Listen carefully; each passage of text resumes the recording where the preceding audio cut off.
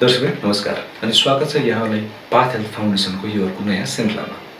आज हामी समाजका त्यस्तै एकजना प्रतिभाशाली र शक्तिशाली अन्तर्वार्ता तपाईहरुसँग प्रस्तुत गर्दैछौँ। प्राय हरेक क्षेत्रमा कुनै न कुनै किसिमका आन्दोलनको चपेटाबाट गुजिरहेको हाम्रो समाज यतिखेर अन्य भाषाहरूबाट नेपाली भाषा आक्रान्त बनेको छ र यो भाषाभित्रको रहस्य, यो भाषाको मौलिकता, यो भाषाको सुन्दरता, यो भाषाको सामर्थ्यलाई उजागर गर्नुपर्छ, फैलाउनुपर्छ, फुलाउनुपर्छ भनेर भाषाविदको रूपमा चिनिनुभएका र अहिले नेपाल भाषा बचाउ अभियानका संयोजकको रूपमा काम गर्नुभएका डाक्टर गाउँले बलदेव अधिकारी आजको हाम्रो अतिथि हुनुहुन्छ।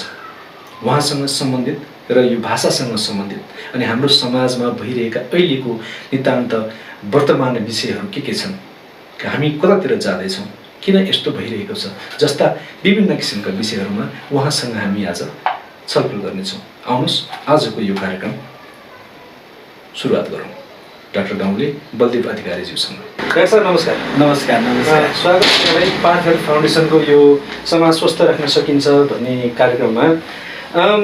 पहिलो प्रश्न तपाईँलाई म प्रहार गर्छु।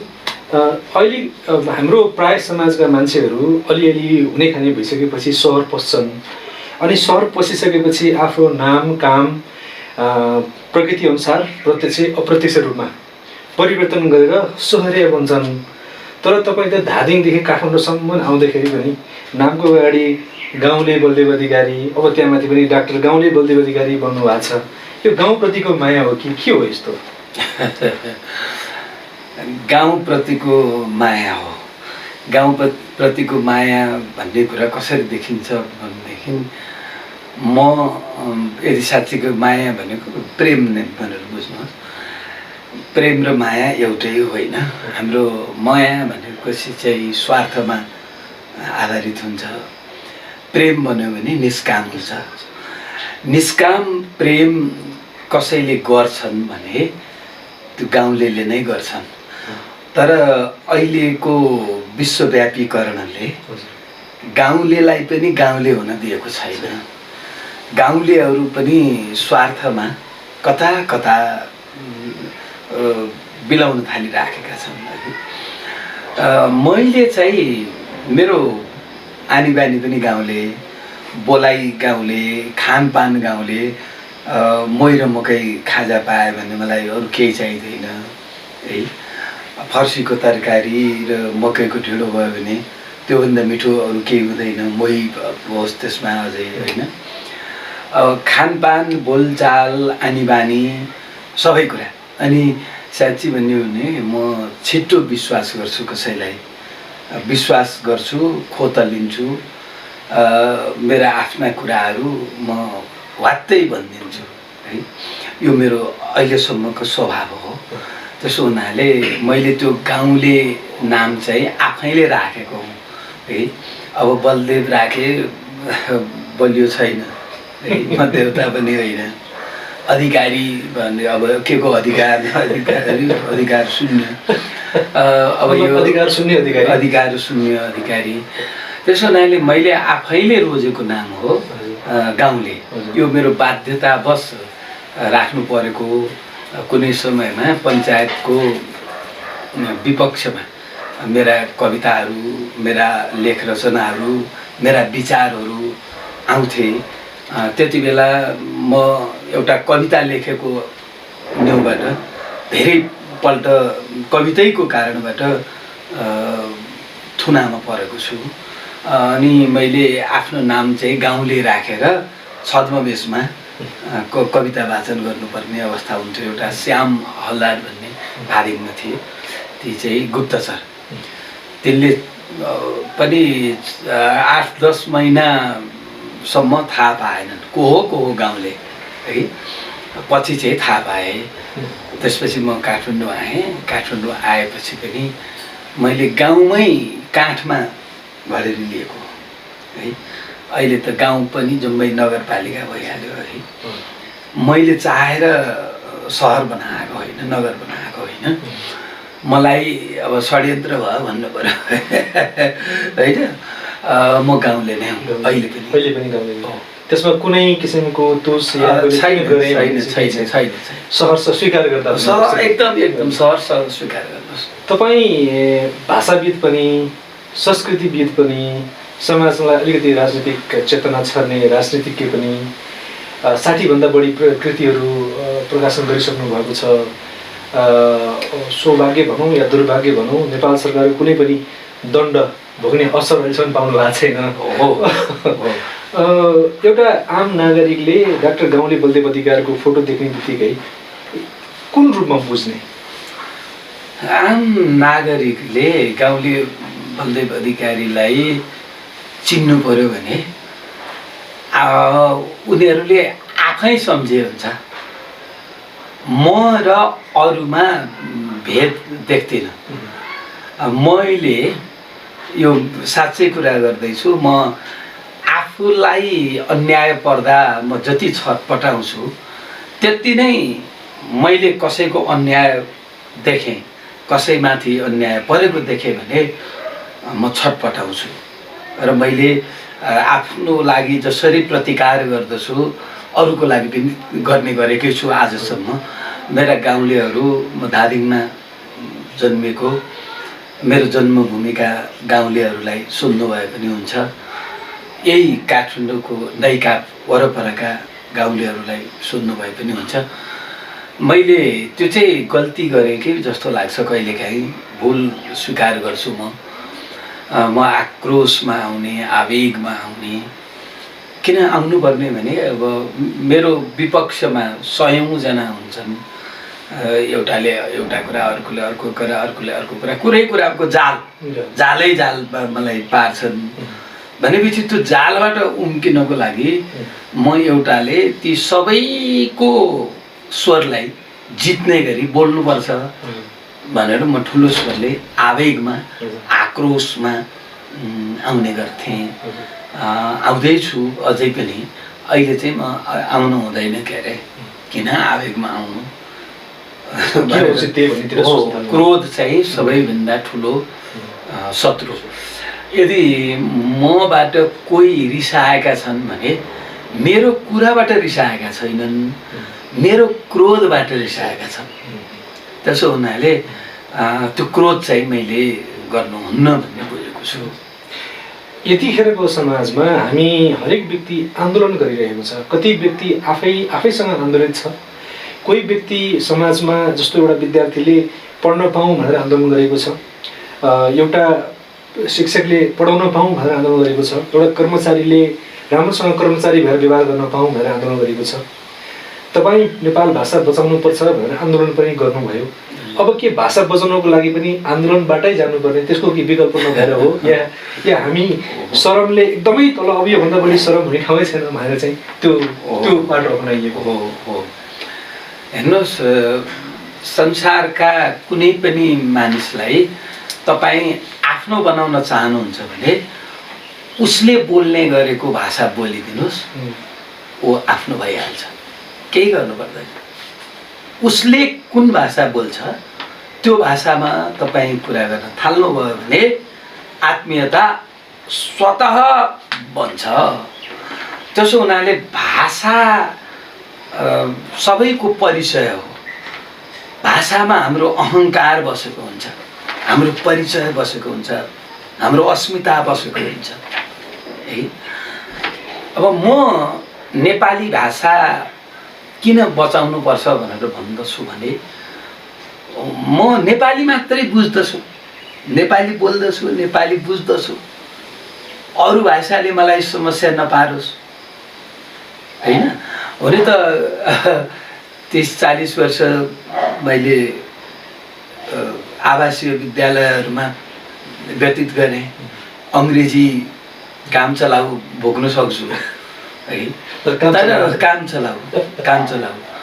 अङ्ग्रेजहरू कोही आए, अङ्ग्रेजी भाषीहरू आए भने म उनीहरूसँग महिनौँ उनीहरूकै भाषामा बोल्न सक्छु। उनीहरूलाई मेरो भाषा मन पर्यो, मेरो भाषा सुन्न इच्छा लाग्यो, सिक्ने इच्छा लाग्यो भने म मेरो भाषा पनि बोल्ला।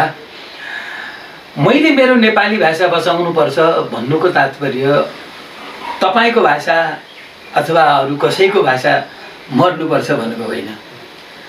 प्रत्येक प्राणीले आफ्नो भाषा बोल्न पाउनुपर्छ, आफ्नो बोली बोल्न पाउनुपर्छ होइन। अब काग र कोइली सँगै बस्छन् तर पनि कागले कागकै भाषा बोल्छ नि, कोइलीको भाषा त बोल्दैन। कागलाई कागकै भाषा प्यारो छ, एउटै वनमा होइन, एउटै जङ्गलमा होइन। हेर्नुहोस् त चराचुरुङ्गीहरू, प्रत्येक चराचुरुङ्गीका आफ्नै ध्वनि छन् नि होइन। त्यसै गरी हामीले हाम्रो भाषा बचाउनुपर्छ, मैले मेरो भाषा बचाउनुपर्छ, तपाईँले तपाईँको भाषा बचाउनुपर्छ, अरू सबैले आफ्नो भाषा बचाउनुपर्छ। नेपाली भाषा बचाउँ अभियान भनेको चाहिँ नेपालका सबै भाषा बचाउँ भन्ने अभियान हो। नेपालका सबै भाषा कसरी बच्छ त भने बालबच्चाहरूलाई उनीहरूकै मातृभाषामा शिक्षा दिनुपर्छ। भाषाले शिक्षालाई अवरोध पुर्याउन हुँदैन। ऊ जुन भाषा बोल्छ त्यही भाषामा उसले शिक्षा पाउनुपर्छ। मेरो अभियान यो हो, मेरो माग यो हो। मेरो मागमा मैथिली भाषा पर्छ, अवधी भाषा पर्छ, तामाङ भाषा, शेर्पा भाषा, नेवारी भाषा, सबै भाषाहरू पर्छन्। त्यसो हुनाले तपाईँहरूले अन्यथा बुझिदिनु भएन। नेपाली भाषा बचाउने भनेको नेपालीको भाषा बचाउने, सबै नेपालीको भाषा बचाउने। किनभने म नेपालमा छु, नेपाली भाषा मैले बचाउनु पर्यो भनेर भनेको है। अब भारतमा बस्नेहरूले भारतीय भाषा बचाउने त्यो उहाँहरूको कुरा हो है। तर मैले चाहिँ मेरो भाषा बचाउनु पाउनुपर्छ, त्यो मैले नै बचाउने हो। मलाई यो प्रसङ्ग चाहिँ अलिकति अगाडि एउटा प्रश्न, अर्को एउटा प्रश्न छ, त्यससँग अलिकति सान्दर्भिक हुन्छ जस्तो मलाई लागेको छ। तपाईँले हामीलाई विद्यालयमा हुँदाखेरि प्राध्यापकज्यूहरूले सिकाउनु भयो गाई र गधाको बिचको फरक जाने, गोरु र गुरुको बिचको फरक के हो त्यो जाने। तर आज त्यही गुरुहरू, त्यही प्राध्यापकज्यूहरू नेताजीका पुत्रहरूको घरमा जानुहुन्छ, मलाई यस्तो गरिदिनुहोस्, यहाँ सरुवा दिनुहोस्, यो कुरा दिनुहोस् भनेर चाहिँ माग्नुहुन्छ, या आफ्नो नैतिकता, इमान्दारिता, सत्यतालाई कहीँ धरोटी राख्नुहुन्छ। अनि कहिलेकाहीँ जाँच दिएका परीक्षार्थीहरूले पाउने नम्बर पनि गोल्ड मोडल हुन्छ, त्यो त पत्रिकामा पनि आयो होइन, कतिले स्वीकार पनि गर्नुभयो। प्राध्यापकज्यूहरूले हामीलाई यो गाई र गोरुको बिचको फरक, या चाहिँ गधा र चाहिँ गाईको बिचको फरक, गोरु र गुरुको बिचको फरक भनेर पढाइरहँदा अनि आफै फेरि त्यो काम नगर्दा कता कता यो मान्छे नाङ्गो हुन कपडै खोलेर बजारमा जानुपर्छ र भन्ने प्रश्नको उत्तर दिएको होइन र? हो, तपाईँले ज्यादै मार्मिक प्रश्न राख्नुभयो। जुन बेला शासकहरू तानाशाही हुन्थे, निरङ्कुश हुन्थे, त्यति बेलाका विद्वानहरू निरङ्कुश र तानाशाही शासकको चाकरी गर्न बाध्य हुन्थे। नेपालमै पनि चन्द्र शमशेरको समयमा हाम्रा वैयाकरणकारहरू हेमराज पाण्डे, सोमनाथ सिग्देलहरू हुनुभयो। उहाँहरूले व्याकरणको पुस्तक लेख्नु पर्यो, नेपाली व्याकरणको पुस्तक। यद्यपि नेपाली भाषा संस्कृतबाट जन्मिएको भाषा, नेपालको राष्ट्रभाषा संस्कृत। अस्ति मल्लकालसम्ममा नेपालको राजकीय भाषा नै संस्कृत थियो। लिपिहरूमा त लिपि त देवनागरी लिपि अहिले नेपाली भाषामा पनि छ। भाषा नै संस्कृत। लिच्छवी शासकहरूको आफ्नो भाषा होइन संस्कृत, तर लिच्छवीहरूले नेपालको राजकीय भाषा संस्कृतलाई बनायो है। अब संस्कृत भाषाबाट नेपाली भाषा बनेको हुनाले नेपाली भाषाको व्याकरण पनि संस्कृतको अनुसार हुनु पर्थ्यो। नहुनाले धेरै समस्या आएको छ। जस्तो शब्दवर्गको विषयमा त्यहाँ नाम, आख्यात, निपात र उपसर्ग, बस त्यति नै शब्दवर्ग। चारवटा शब्दवर्गकै आधारमा हामीले नेपाली भाषाका शब्दहरूलाई वर्गीकृत गर्न सकेको भए धेरै समस्याको समाधान हुन्थ्यो।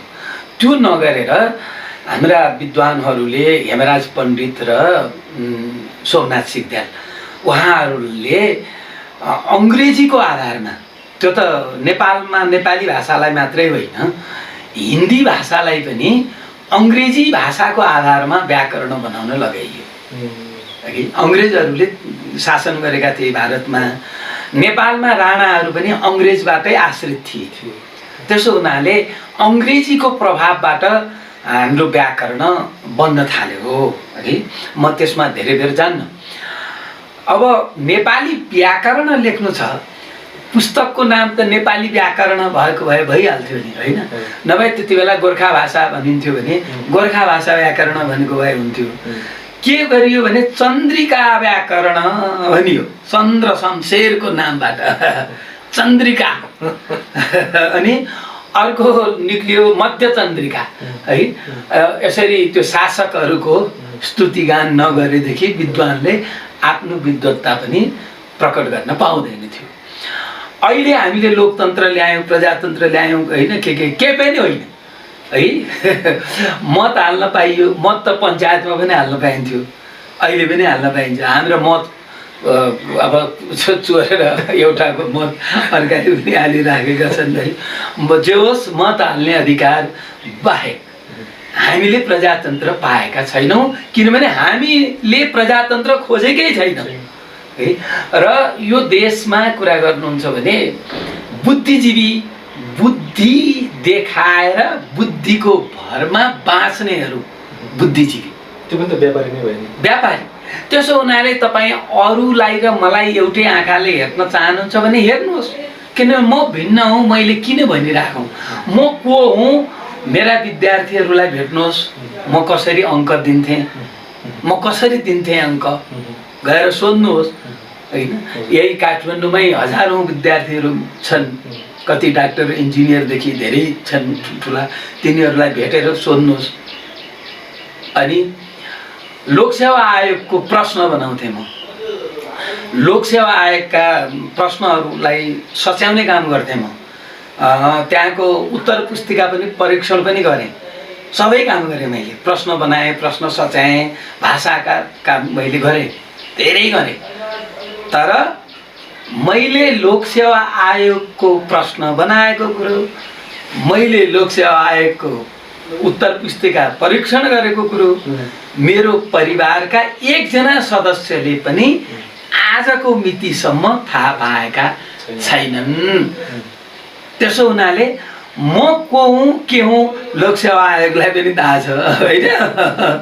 त्यसो मैले के भन्छु भने यी प्राज्ञ होइनन्, अज्ञहरूलाई प्राज्ञ भन्ने हतारो छ। अज्ञहरू अल्पज्ञहरू आफूलाई सर्वज्ञ भन्दै हिँडेका छन्। सर्वज्ञ त भगवान् मात्रै हो। है, अब अरू शून्य जान्ने भए म एक जान्ने भएँ होला, विज्ञ भएँ, होइन? विज्ञ भइयो, शून्यको अगाडि एक जान्नु त विज्ञ भइयो नि, होइन? विज्ञहरू सर्वज्ञ हुँ भनेर हिँड्न थाले, होइन?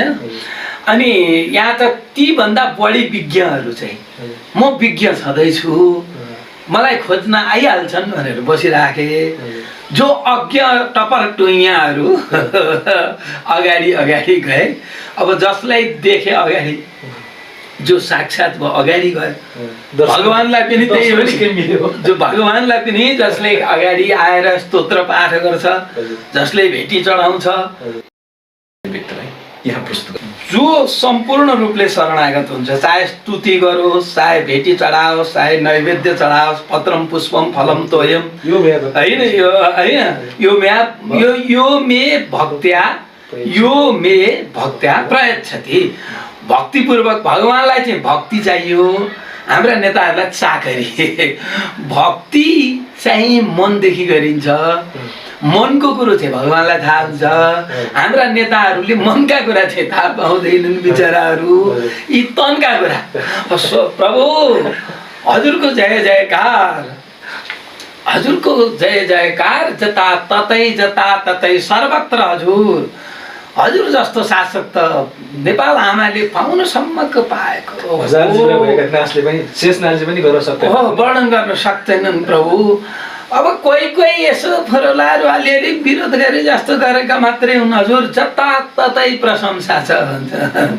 नभनिकन यहाँ प्रशंसा सुनेर दङ्ग पर्ने नेताहरू यी चाहिँ नि तन्त्रका क्या, मन्त्रका होइन, यी मनका कुरा थाहा पाउँदैन।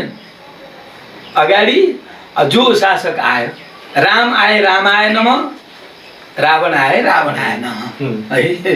त्यस कारणले यस्ता धेरै प्राज्ञहरूको म अहिले चर्चा धेरै नगरौँ। म पनि त्यो हुन सक्छु, मेरो विषयमा चाहिँ यहाँले आफैले। मलाई चाहिँ जस्तो मैले गर्न खोजेको प्रश्नको अगाडि नै उत्तर दिनुभयो, त्यही पनि मलाई गर्न मन लाग्यो। जस्तो प्राडाहरूले अथवा प्राध्यापकज्यूहरूले राजनीति गर्नुहुन्न भन्ने छैन, तर राजनीति नगर्ने किसिमले राजनीति गर्न मिल्दैन होइन। तपाईँ के बुझ्नु होला भनेदेखि पृथ्वीनारायण शाहले शासन गरे, पृथ्वीनारायण शाहको शैक्षिक योग्यता कति हो भन्ने कुरा इतिहासकारले खुलाउन सकेका छैनन्। उनले शासन गर्दाखेरि बुद्धिजीवीहरूको सल्लाहबाट शासन गर्थे। पहिलेका राजा महाराजाहरू ऋषिमुनिका सल्लाहबाट चल्थे पौराणिक युगमा होइन, पछि विद्वानहरूको सल्लाहबाट। मैले जानेसम्म हुन त विश्वेश्वर प्रसाद कोइरालाका सबै कुराहरू म मान्दिनँ। उनको नास्तिकता, उनको यौन सम्बन्धी उच्छृङ्खलताका साहित्यहरू, यी आदि धेरै कुराहरू छन्। ती कुराहरूले उनी आफैलाई पश्चाताप पनि भयो होला मलाई लाग्दछ। नत्र भने उनी एउटा कुरा चाहिँ उनको लिनुपर्ने नेपालका अहिलेका शासकहरूले, उनी आफू पनि धेरै अध्ययन गर्थे, कारावासमा बस्दाखेरि पनि धेरै अध्ययन गरे, पहिले पनि अध्ययन गर्थे, अध्ययनशील हुन्।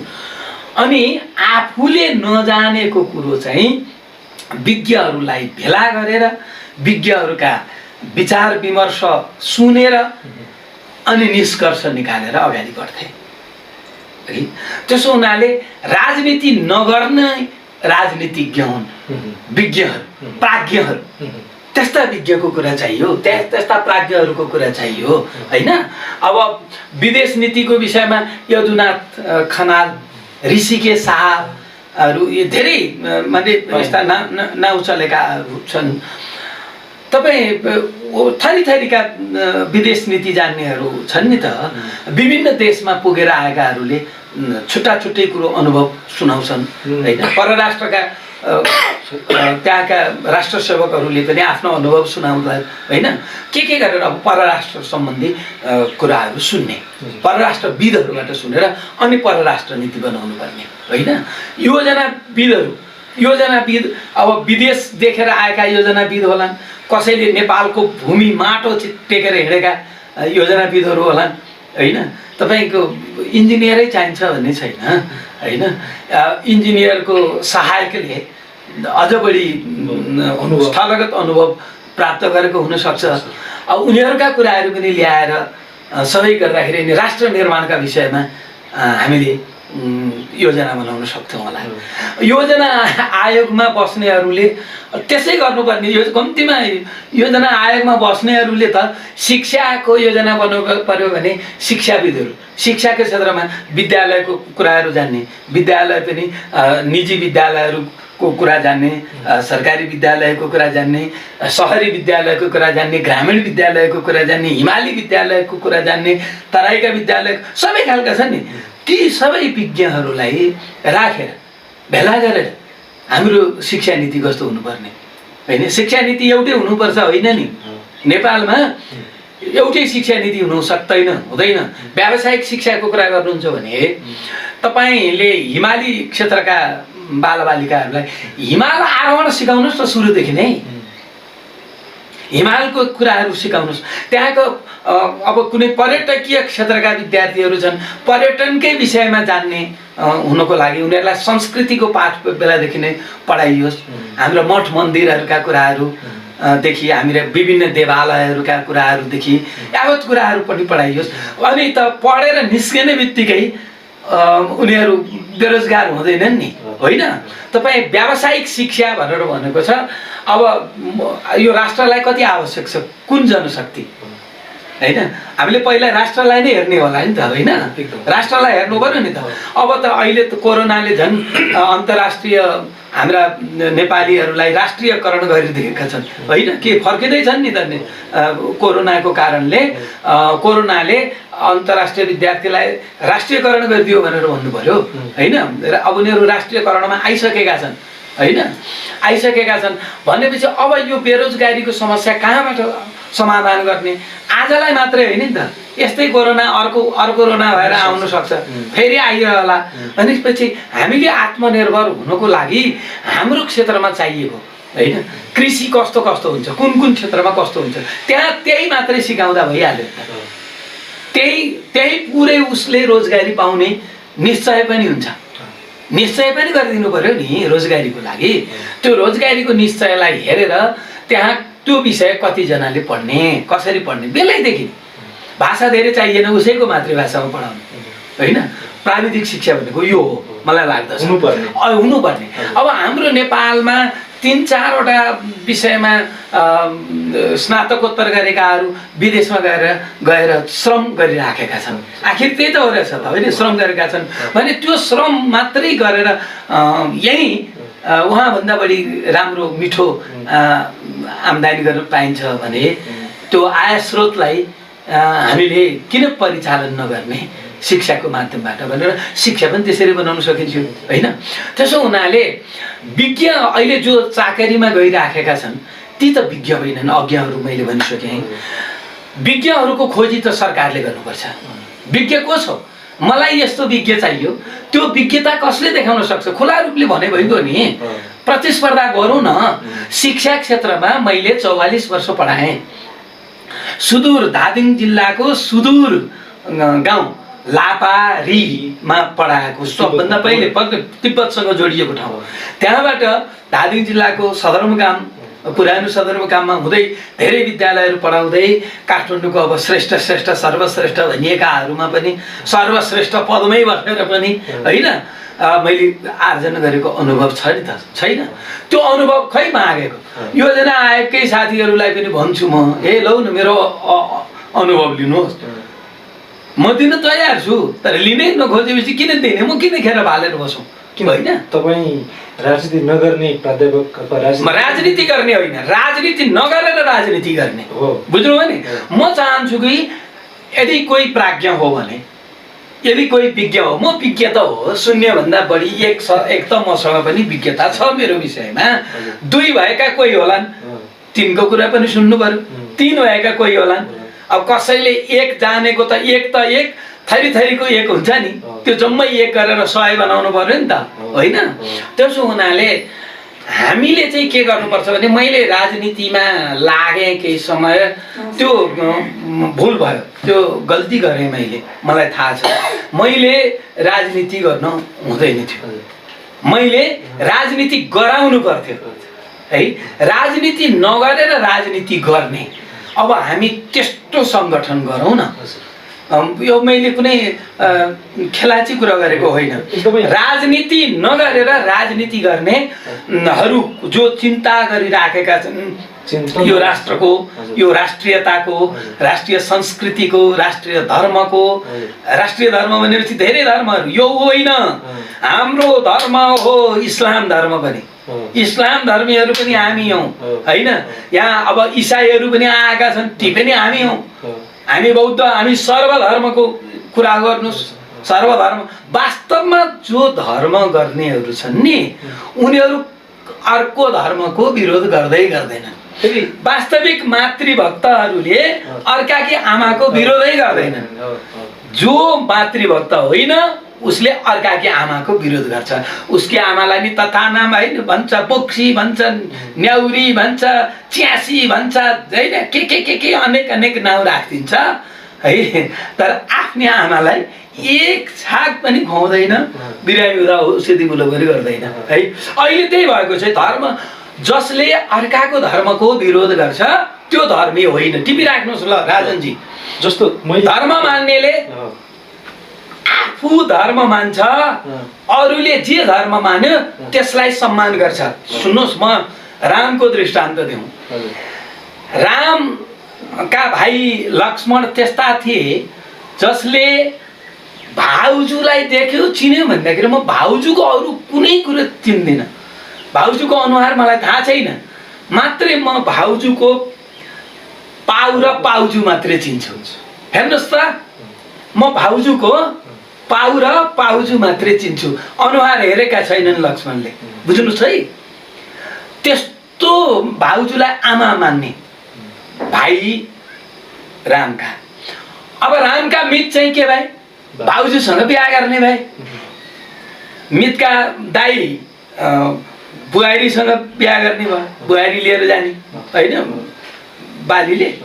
अनि बालीले लगिसकेपछि त भाउजू होइन, भाउजूबाट फेरि फिर्ता ल्याउनु भनेको के भयो? सुग्रीवले ल्यायो नि त, भाउजूसँग बिहा गरे। तर पनि रामले तिमीले भाउजूसँग बिहा गर्यौ, म तिमीसँग मित लाउँदिन, तिमी मेरा मित होइनौ भनेन नि। ठिक छ हे मेरा मित्र सुग्रीव, तिमी वानर हौ, त्यस कारणले भाउजूसँग बिहा गर कि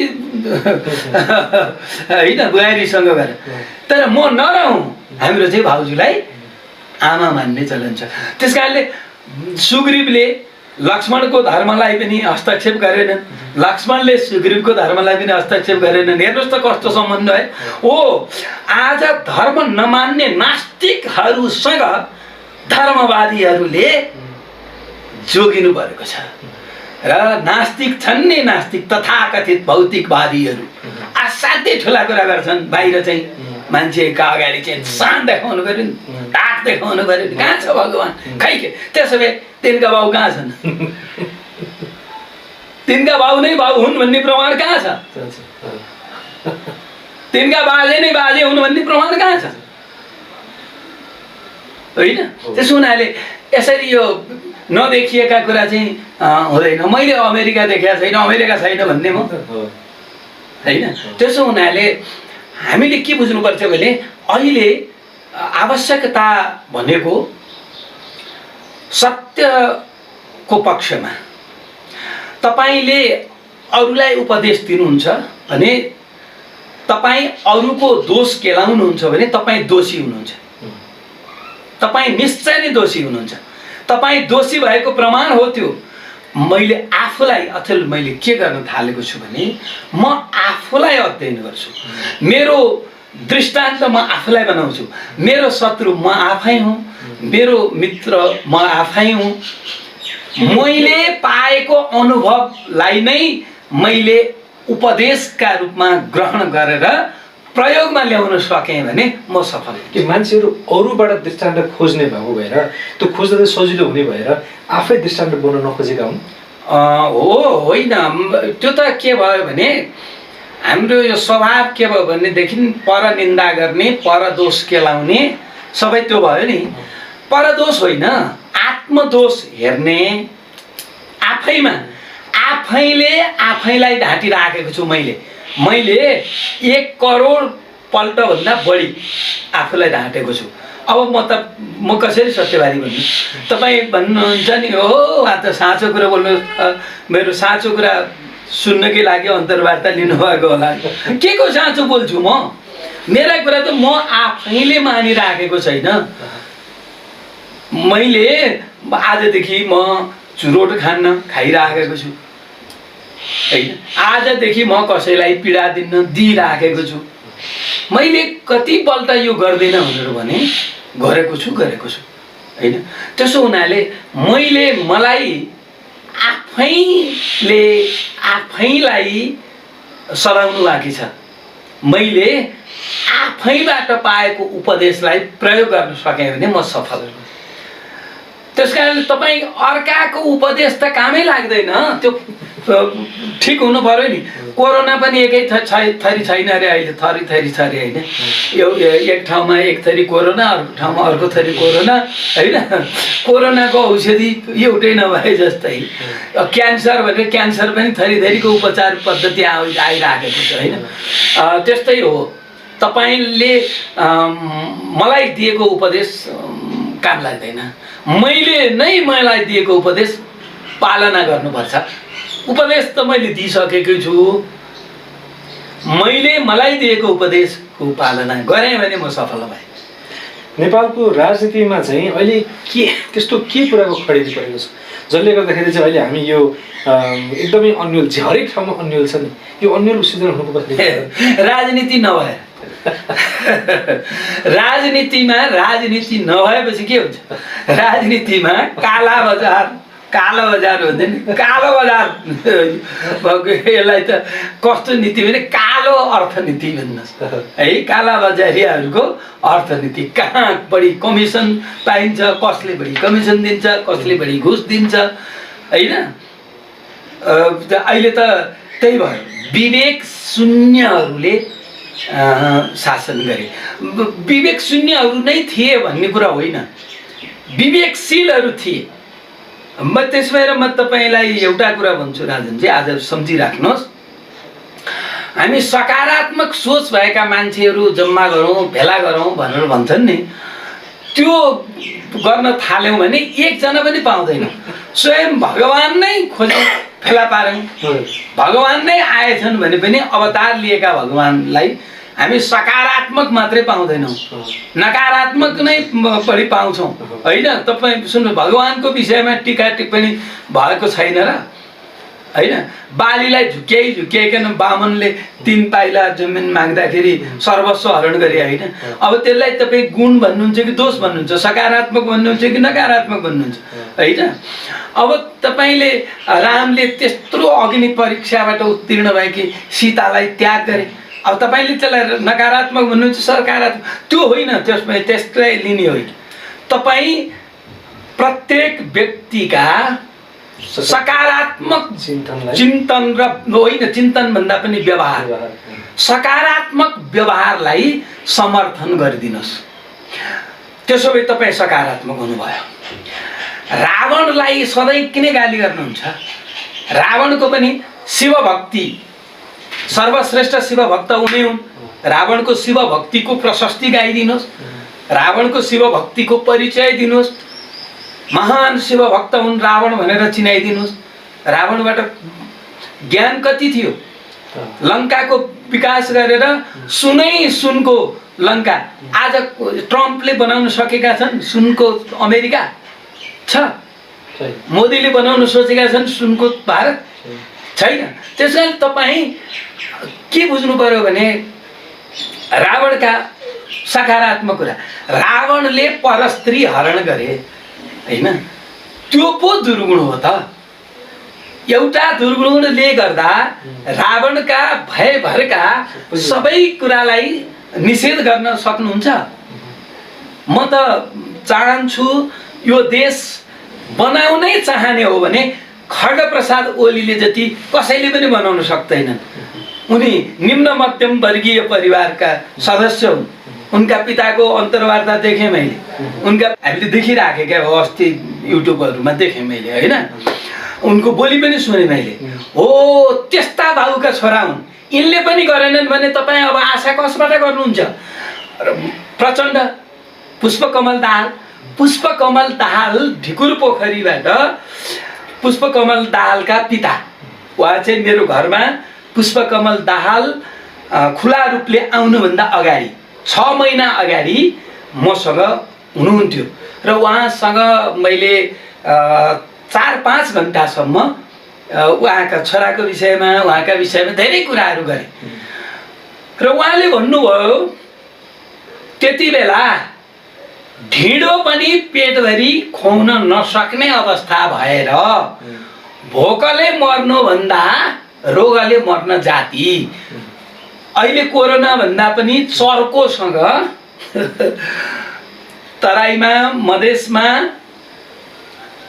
औलो थियो, औलोले मास्थ्यो मान्छे। बरु औलो लागेर मर्ने हो तर चामलको भात खाएरै मर्ने हो भनेर उहाँ चाहिँ त्यो चितवनमा अब मर्नको लागि मृत्युवरण गरे। भोकभन्दा रोग चाहिँ ठिक हो भनेर रोज्ने बाबुको छोरा हुन्, बाबुका छोरा हुन् प्रचण्ड, पुष्पकमल दाहाल। मलाई लाग्दछ यिनले परिवारका धेरै ठुलो परिवारका जेठा सदस्य, भाइ बहिनीहरू पढाउनेदेखि लेखाउनेदेखि आफू पढ्ने लेख्नेदेखि सबै काम गरेका सङ्घर्षशील व्यक्ति हुन्। तर के भए भने क्रमशः यिनी हिलोमा पुरिँदै गए।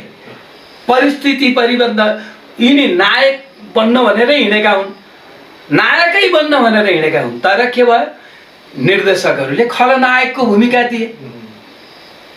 खलनायकको भूमिका छोडेर यिनीहरूले हिजो राजनीतिमा लाग्दाखेरिको विवेक जगाए भने खड्गप्रसाद ओलीले जति राम्रो नेपाल कसैले पनि बनाउँदैनन्, पुष्पकमल दाहालले जति राम्रो नेपाल कसैले पनि बनाउँदैनन्। तर फेरि बुझ्नुहोस्, म यिनीहरूलाई कहिल्यै भोट दिएको छैन र दिने विचारमा पनि छैन।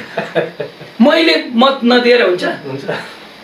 मैले भने नि मभन्दा मैले ज्यादै राम्रा असल गाउँलेहरूले भोट दिएका छन् विश्वास गरेर। त्यस कारणले मेरा गाउँलेहरूको विश्वासलाई म अपमान गर्न सक्दिनँ।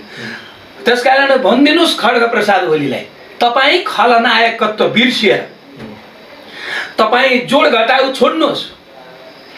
कतिजना संसद मेरो पक्षमा आउँछन्, सांसद होइन, सांसदहरू कतिजना आउँदैनन्, मलाई अविश्वास आउला के बेला होइन।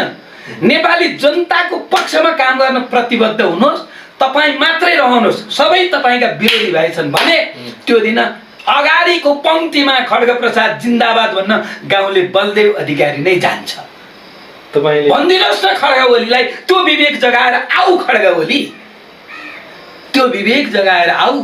प्रचण्ड, जुन दिन तिमी राजनीतिमा समाजवाद साम्यवाद ल्याउन भनेर गएका थियौ,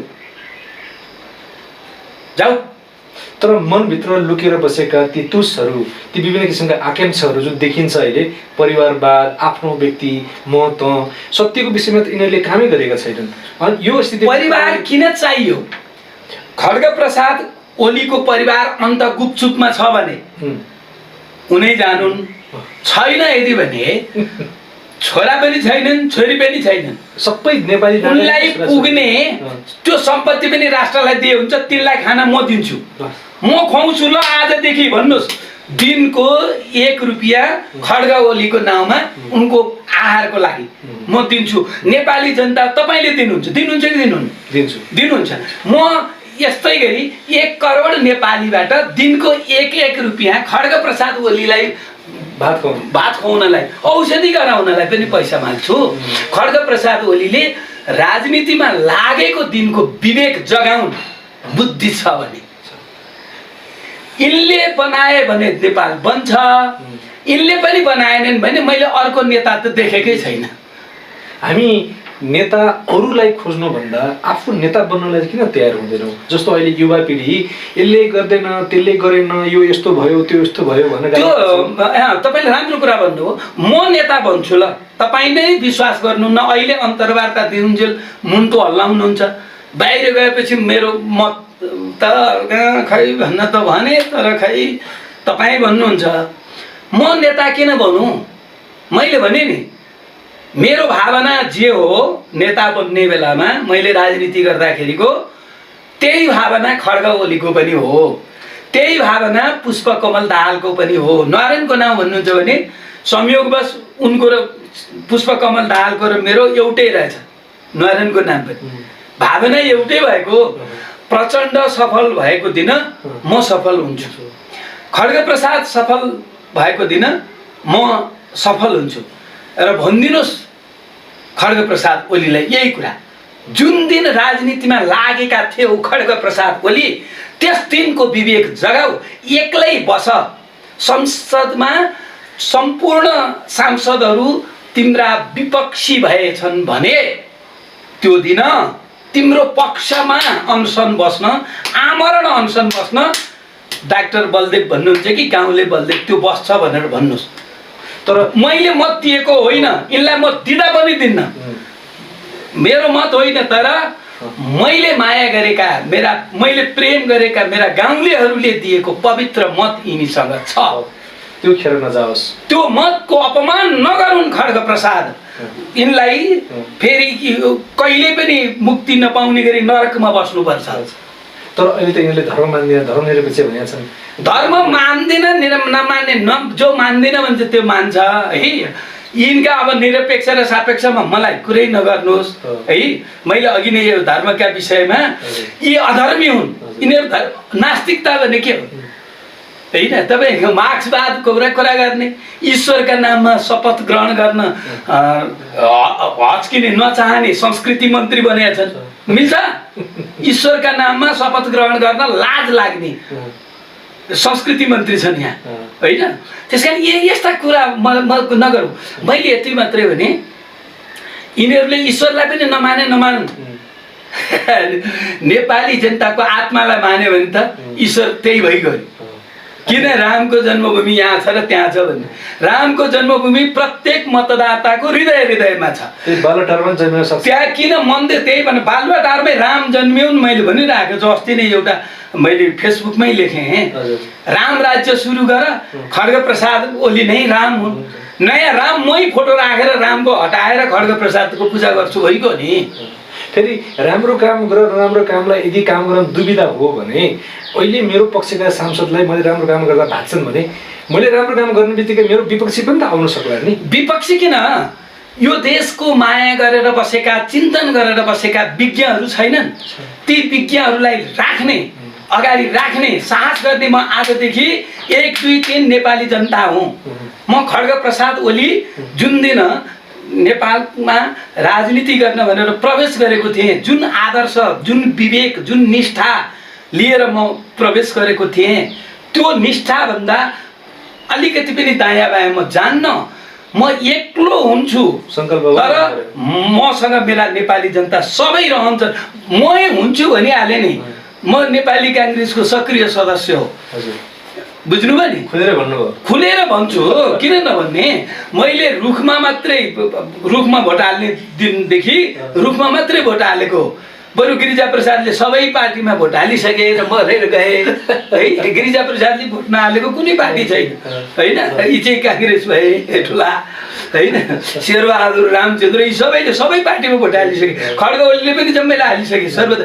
म चाहिँ रुखलाई मात्रै मत हालेर बसेको है। म भोलि मत नहाली बस्नौला, तर माग्छु म खड्ग ओलीलाई भोट हाल्यो भने, मत हाल्यो भने। अरूको यो खड्ग ओली राम हुने नि, रामको भक्ति गर भनेर भन्छु। अहिले यतिखेरको समयमा हामीले पुरै नैराश्यता या सबै ठाउँमा यस्तो होइन, त्यो अरू कुरा लामो कुरा नगर्नुहोस्। आज तपाईँले मैले बोलेको कुरा खड्ग प्रसाद ओलीको काखमा पुर्याइदिनुहोस्। म मेरो ठाउँबाट प्रयास गर्छु र सँगसँगै यो समाजमा अराजकता, यो समाजमा शान्ति सुरक्षा र यो समाज स्वस्थमय बनाउन सकिन्छ होइन त? किन नसकिने? समाज स्वस्थ बनाउने भनेको प्रत्येक व्यक्तिलाई आत्मानुशासन भन्छ क्या। आफैले आफूलाई सुधार गर भनेर भन्नुहोस्, प्रत्येक व्यक्ति सुध्रिन्छन्। या कैदीहरू किन कैदमा राख्ने? कैदमा गएका जति जम्मै सज्जनहरू गएका छन्। हेर्नुहोस्, आवेगीहरू क्षणिक अत्याचार सबैतिरबाट भएपछि, कतैबाट पनि असुरक्षित भएपछि प्रतिकार गर्दाखेरि कोही मर्यो, मारियो। धेरै जसो तपाईँ 90-99% कैदीहरू ती सज्जनहरू, दुर्जनहरू त मुखमा राम राम बगलीमा छुरा होइन। त्यस कारणले तपाईँ दुर्जनहरू त कैदमा गएकै छैन, जेलमा गएकै छैनन्। भने जेलमा गएकाहरूलाई हामीले दुर्जन भन्ने हुन्छ भने मैले भने नि, मैले कति चोरी गरेँ, मैले कति अपराध गरेँ, मैले एउटा अद्वितीय अहङ्कारी भन्ने पुस्तक आउँदैछ, त्यसमा मैले मेरा विषयमा सबै लेखेको छु, पछि पढ्नु होला। त्यस कारणले मलाई तपाईँ नमान्नुहोस्, मैले गरेको राम्रो कामलाई मात्रै मान्नुहोस्, म यही भन्छु। र कुनै खराब मान्छे भनेर को खराब होइन बाबा, कोही खराब होइन, कोही पनि खराब छैन। योजक तत्र दुर्लभ, त्यो मल हो भने बोट बिरुवामा लगाएर राख्नुहोस् न, कस्तो कल्याण हुन्छ। तपाईँ मल हो होइन, अमृत हुनु पर्दैन। मललाई पनि प्रयोग गर्नुभयो भने त्यसबाट अमृत निस्कन्छ। प्रयोग गर्नु पर्यो, प्रयोग गर्न जान्नु पर्यो। यहाँ मैले कोही पनि नकारात्मक देखेको छैन। नकारात्मक चाहिँदैन। तपाईँ रात परेन, अँध्यारो भएन भने तपाईँले विश्रामै गर्न पाउनुहुन्न। है। त्यसो तपाईँको आँखा हेर्नुहोस् न, कालो कपाल कालो कालो अनुहार गोरो सबै गोरो, कपाल पनि त्यस्तै गोरो भए के हुन्थ्यो होइन। त्यसो हुनाले त्यो होइन, यहाँ राम्रो नराम्रो भनेर म भन्दिनँ कसैलाई पनि। अब अहिले यतिखेरको समयलाई हामीले थोरै चिर्ने हो भने हामी विधिको शासन चाहिन्छ भनेर केही झुन्डहरू तमासा केहीको शासन चाहिँदैन, विवेकको शासन भयो भने। विधि होइन विवेक, विवेकको शासन हुने बित्तिकै त्यहाँ विधिको कुरा पनि आउँछ। खड्गप्रसाद ओली विवेकशील हुने बित्तिकै सर्वोच्च अदालतका न्यायाधीश वास्तविक न्यायमूर्ति नै जान्छन्। बुझ्नुभयो नि, वास्तविक न्यायमूर्तिले नै सर्वोच्च अदालतको प्रधान न्यायाधीश हुन पाउने दिन आउँछ। खड्गप्रसाद विवेकशील हुनु पर्यो। खड्गप्रसाद विवेकशील हुने बित्तिकै यहाँ कुनै पनि इन्जिनियरहरूले घुस खाँदैनन्। बुझ्नुभयो नि, खड्गप्रसाद विवेकशील हुने बित्तिकै यहाँ रामराज्य सुरु भइगयो। मात्रै खड्गप्रसादको विवेक, जुन दिन खड्गप्रसाद साम्यवादी राजनीतिमा मैले एकचोटि डाक्टर साहबको कुरा काटेँ।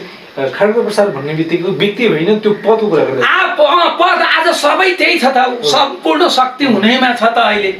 उनीहरूले चाह्यो भने चुनाव हारेकाले पनि सांसद हुन पाउने। त्यो वामदेव चुनाव हारेका होइन, तिनलाई लाज लाग्नुपर्ने होइन, जनप्रतिनिधि भएर यस्तो। अब त्यो संविधानमा चुनाव हारेको मान्छे नजाओस् भन्ने व्यवस्था गरेकै छ त। यदि त्यस्तो चाहिने हो मान्छे भने युवाहरूलाई प्रतिनिधित्व गर्ने युवाहरूको तर्फबाट कोही एउटा व्यक्ति भइदियो भने। कोही युवा भन्ने नभन्नुहोस्, मलाई यो युवा नभन्नुहोस् है। को युवा, के हो को युवा? तपाईँ सदाचार युवामा कति युवामा देख्नु भएको छ?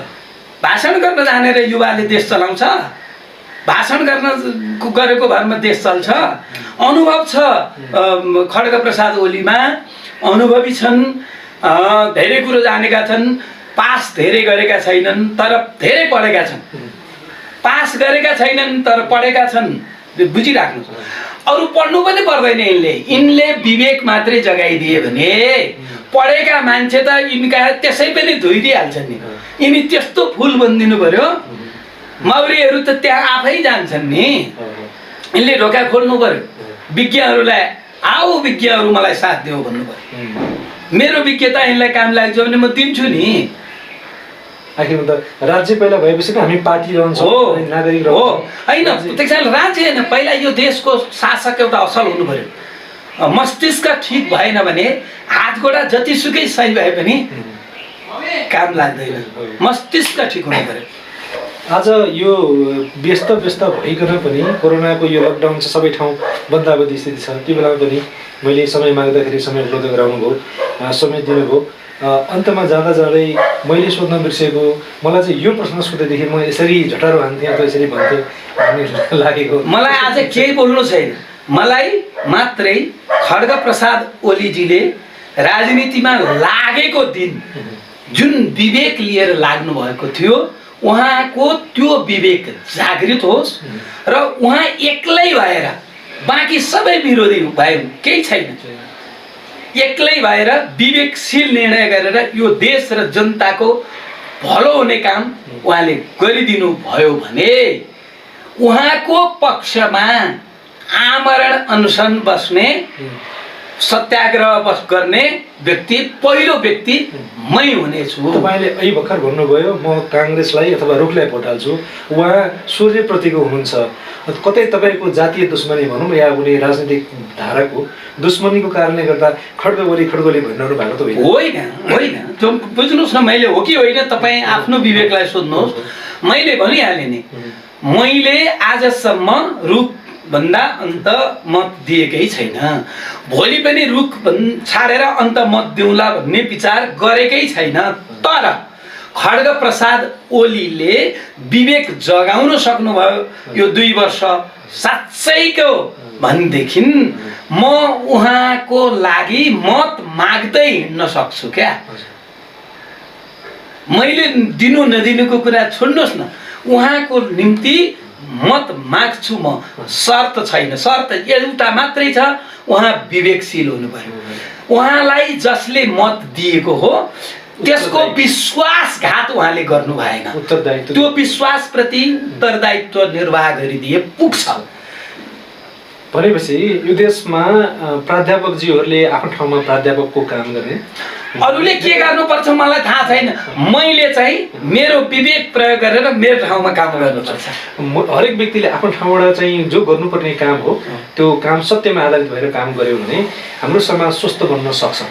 त्यसमा कुनै दुई मत छैन, दुई मात्रै छैन। अब त्यसमा कसले के गर्ने भन्ने कुरा जति त्यो डेफिनेसन गरे पनि कहिले सकिँदैन। अन्तमा पाथ हेल्थ फाउन्डेसनले आयोजना गरेको यो कार्यक्रम र राखेको दृष्टिकोणमा तपाईँ जस्तो समाजको खारिएको अनुभवी व्यक्तिको आशीर्वाद, शुभेच्छा, शुभकामना केही छ कि? पापीले दिएको आशीर्वाद पनि लाग्छ यदि पनि तपाईँले जुन एउटा सकारात्मक परिस्थितिको निमित्त नै यो अभियान सञ्चालन गर्नुभएको हो भने यो असफल हुँदैन। यसको सफलताले नेपालको सफलता, विश्वको सफलता जन्माउँछ। त्यसो हुनाले म सम्पूर्ण आशीर्वाद दिन्छु, तर पापीले दिएको आशीर्वाद लाग्ला जस्तो चाहिँ मलाई लाग्दैन। आफूले आफूलाई पापीको दर्जामा हो, पापी हो, पापी। फेरि त्यो पापी भन्छौँ अनि हामी अधर्मी भन्छौँ, त्यसपछि नास्तिक भन्छौँ। त्यो शब्दको फेरि रिफ्लेक्ट गर्ने, त्यो छान्ने अथवा रेफरेन्स भन्छ नि, रेफरेन्स त फेरि त्यो धर्मको कुरा आउँछ। नास्तिक भन्ने त कोही हुँदैन, सबै आस्तिक हुन्छन्। त्यो नास्तिकता देखाउनु भनेको चाहिँ अहङ्कार, मै हो बाबा, म भन्दा कोही छैन होइन भनेर भनिया हो कि त्यो नास्तिकता भन्ने कुरो त दम्भको चरम पराकाष्ठा हो होइन। अब म आस्तिक हुँ भन्छु, तर आस्तिक बन्न सकेको छैन। म पनि नास्तिकै हुँ। आज समय दिनुभयो, यसको लागि धेरै धेरै धन्यवाद। पाथ हेल्थ फाउन्डेसनको जति पनि टिम हुनुहुन्छ उहाँहरू सबैको तर्फबाट यहाँको आशीर्वाद, यहाँको धेरै धेरै धन्यवाद। धेरै धन्यवाद। यति उग्र कुरा बोल्न दिनुभयो, जस्ताको तस्तै राखिदिनु होला। हस्, धन्यवाद। दर्शकगण, प्राध्यापक डाक्टर गाउँले बलदेव अधिकारीज्यूले भन्नुभयो जस्तै आउनुहोस् हामी पनि राजनीति गरौँ, तर राजनीति नगर्ने शर्तमा। त्यो राजनीति जो राजनीतिमा कसैको कुबल हुँदैन। यदि मैले राजनीति गर्दैछु भने मेरो प्रतिद्वन्दी, मेरो प्रतिपक्षलाई पहिला फाइदा पुग्नुपर्छ। त्यो राजनीतिको परिभाषा हुनु जरुरी छ। यदि त्यो परिभाषाबाट हामी राजनीति गर्दैनौँ भने हामी राजनीति गरिरहेका छैनौँ। प्राध्यापक डाक्टर गाउँले बलदेव अधिकारी सरले भन्नुभए जस्तो दर्शकवृन्द, तपाईँ हामी सबैलाई राजनीति गर्ने अधिकार छ, तर राजनीति गरौँ राजनीति नगर्ने किसिमले। कति सरल भाषामा उहाँले सम्पूर्ण राजनीतिज्ञहरूलाई एउटै झटारोले पुर्याउनु भयो। तपाईँ हामीले बुझेनौँ र उहाँले के भन्दै हुनुहुन्थ्यो? उहाँले आफ्नो अन्तर्वार्ताको क्रममा एउटा हरफ भन्नुभएको थियो, तपाईँको आमालाई गाली गरेर, बेइज्जती गरेर म मेरो आमालाई माया गरेको अथवा मातृभक्ति देखाउन सक्दिनँ। त्यस्तो गर्न मिल्छ र? कि अहिले राजनीतिक परिवेशमा देशमा यही भइरहेको होइन र? यो समाज स्वस्थ समाज थियो, यो समाज सम्पन्न थियो। हामी अहिले किन अस्वस्थतिर जाँदैछौँ? हामी किन अहिले अभावतिर जाँदैछौँ? हामीसँग ज्ञान, विवेक, चेतनाको स्तर बढिरहेको छ, व्यक्तिहरू शिक्षित बन्दै गइरहेको छ, फेरि पनि समाजको हालत यस्तो किन? कोही त छ, जिम्मा लिनुपर्ने कोही त हुनु पर्थ्यो, बिगार्ने कोही छ, त्यसलाई परिभाषित नगर्ने, त्यसलाई नखोज्ने। दर्शक, हामी जागौँ, बेलैमा जागौँ। जब जुन देशमा एक प्राध्यापक आफ्नो भाषा गुम्न लाग्यो भने डरले सबै कुरा छाडेर राज्यको लागि र भोलिका सन्ततिको लागि भनेर भाषा बचाउनु पर्छ भनेर आन्दोलनै गर्नुहुन्छ, के तपाईँ हामी आफ्नो जीवनलाई सुरक्षित बनाउनको लागि आन्दोलन नगर्ने? पहिलो आन्दोलन तपाईँको स्वस्थताबाट सुरु हुन्छ। आउनुहोस्, स्वस्थ बनौँ र आफ्नो वातावरण स्वस्थ राखौँ। पाथ हेल्थ फाउन्डेसनको यो अर्को आजको कार्यक्रमबाट सम्पूर्ण पाथ हेल्थ फाउन्डेसनको टिम लगायत म राजनीतिकारी यहाँहरूबाट बिदा हुन चाहन्छु र फेरि चाँडै नै अर्को कार्यक्रम लिएर यहाँ समक्ष उपस्थित हुनेछु। आजलाई बिदा दिनुहोस्। नमस्ते।